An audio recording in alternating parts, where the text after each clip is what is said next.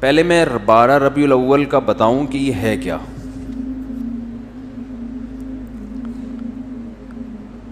12 ربیع الاول نہ تو رسول اللہ صلی اللہ علیہ وسلم کی پیدائش کا دن ہے اور نہ ہی آپ کی وفات کا دن ہے. اس دن کا اسلام میں کوئی سرے سے سر پاؤں ہے ہی نہیں. سمجھ رہے ہیں؟ کچھ بھی نہیں ہے یہ.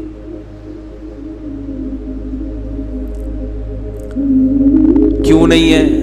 اتنے لوگ مناتے ہیں, اتنے لوگ کرتے ہیں.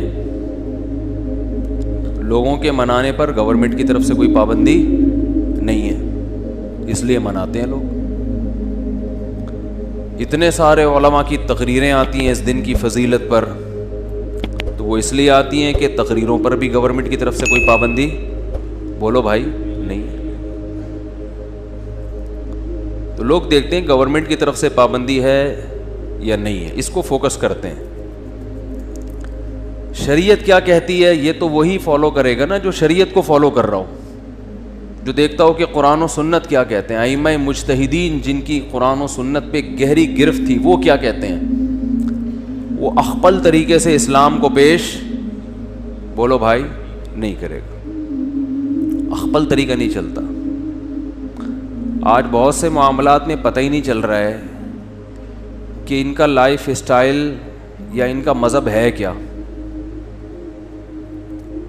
اخپل طریقہ تو ہر ایک کا, بلوچوں کی الگ روایات ہیں, مہاجروں کی الگ ہیں, پنجابیوں کی الگ ہیں, پٹھانوں کی الگ ہیں. تو اخپل کو لے کے چلنا ہے تو پھر تو ہر قوم کا الگ کلچر, ہر قوم کی الگ روایات. اسلام کو دیکھنا ہے تو پہلے میں 12 تاریخ کے بارے میں آپ کو بتا دوں. ہمارے پاس جو دلائل ہیں وہ سب سے پہلے قرآن ہے, ایسا ہی ہے نا. الحمد سے لے کے والناس تک پورے قرآن میں کہیں بھی نہیں لکھا ہوا کہ نبی صلی اللہ علیہ وسلم 12 تاریخ کو پیدا ہوئے تھے. آپ کہہ سکتے ہیں تو بہت سی چیزیں نہیں لکھی, تو چلو جو نہیں لکھی وہ پھر حدیث میں آتی ہیں. احادیث ہم دیکھتے ہیں تو کوئی ایک صحیح روایت بھی, صحیح حدیث بھی اس بارے میں نہیں ہے کہ آپ صلی اللہ علیہ وسلم 12 ربیع الاول کو پیدا ہوئے. آپ کو معلوم ہے آج کل انگریزی تاریخوں سے عربی تاریخ اور عربی سے انگریزی نکالنا آسان ہے یا نہیں؟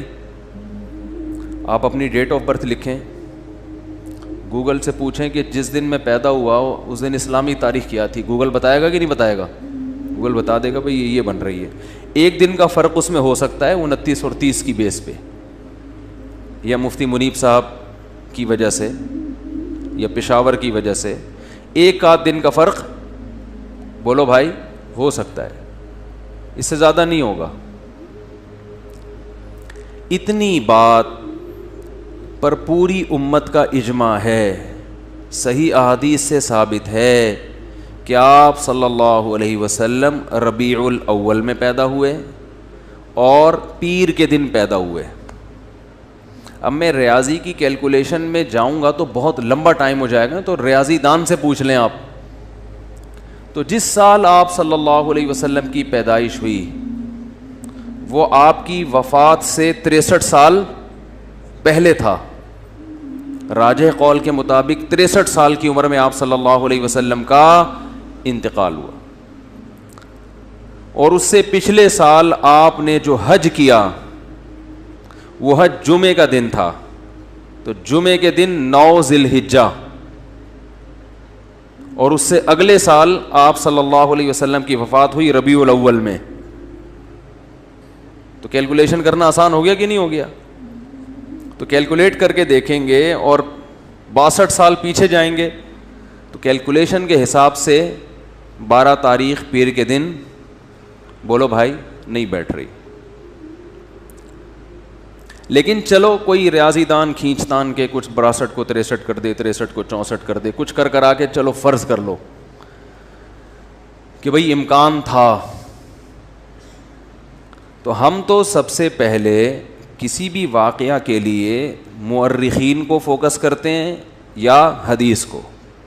ہسٹری سے جس چیز کا تعلق ہے وہ یا تو حدیث میں ہوگی یا تاریخ دان بیان کریں گے. تو مورخین کی رائے میں اچھا خاصا اختلاف ہے، تھوڑا بہت نہیں. ان میں کسی ایک رائے کو ترجیح دینا آپ کے لیے صرف تاریخ کو اگر دیکھو گے تو ممکن نہیں ہے. حدیث کو دیکھو گے تو حدیث میں ہے ہی نہیں. تو اس بات کا امکان ظاہر کیا گیا ہے جو ماہرین محققین کہ 8 یا 9 ربیع الاول کا امکان زیادہ ہے آپ کی پیدائش کا دن ہونے میں. تو ویسے بھی ایک بات ذہن میں رکھیں کہ اسلامی تاریخ میں جو بہت اہم ترین واقعات ہوتے ہیں جن کا ہماری پریکٹیکل لائف سے تعلق ہو، 2 چیزیں ہوں، واقعہ اہم اور ہماری عملی زندگی سے تعلق، تو ایسے واقعے کی تاریخ یاد رکھنا یہ اسلام کی ذمہ داری ہے. بات آ رہی ہے سمجھ میں؟ یہ کس کی ذمہ داری ہے؟ اسلام کی، کیونکہ اس پہ عمل ہے.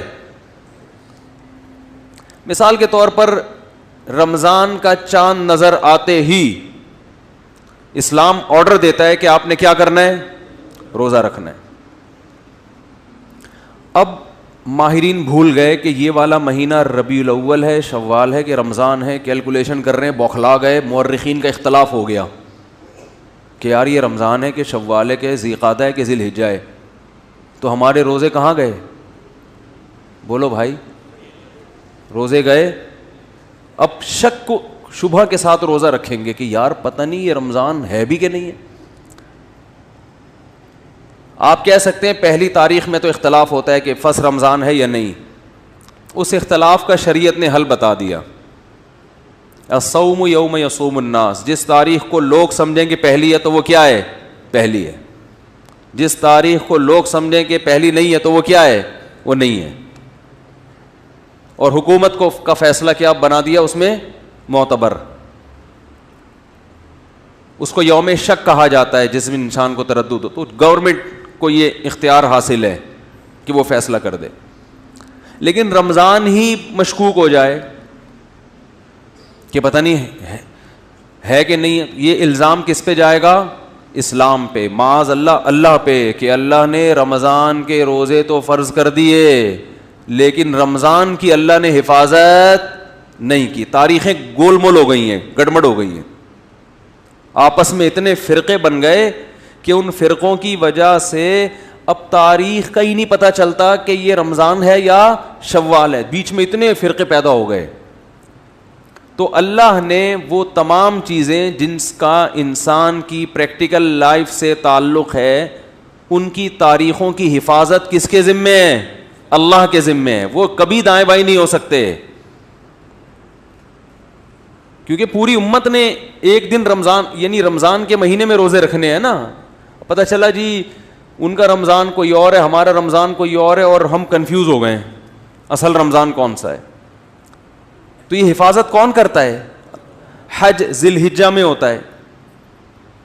تو ذی الحجہ جب آتا ہے تو ہمیں پوری امت کا اجماع ہے کہ ذی الحجہ جب آئے گا تو واقعی وہ ذی الحجہ ہی ہوگا، کیونکہ اس کے تواتر کے ساتھ اس کی حفاظت کی گئی ہے. اس میں اختلاف نہیں پیدا ہونے دیا اللہ نے. جیسے قرآن میں اختلاف نہیں ہے، پوری امت کا قرآن ایک ہے یا نہیں ہے؟ گرین کیا وائٹ کیا، زور سے آمین آہستہ آمین، جتنا بھی لبرل ہوگا بولے گا قرآن یہی ہے. کیونکہ اسی میں اختلاف ڈل جاتا تو پھر ایک عامی آدمی کہتا ہے اللہ مجھے کیا پتہ چلے گا کہ تو نے قرآن میں نظر کی حفاظت کا حکم دیا یا نظر اٹھانے کا، کیونکہ اس کے پاس جو قرآن ہے اس میں کچھ اور لکھا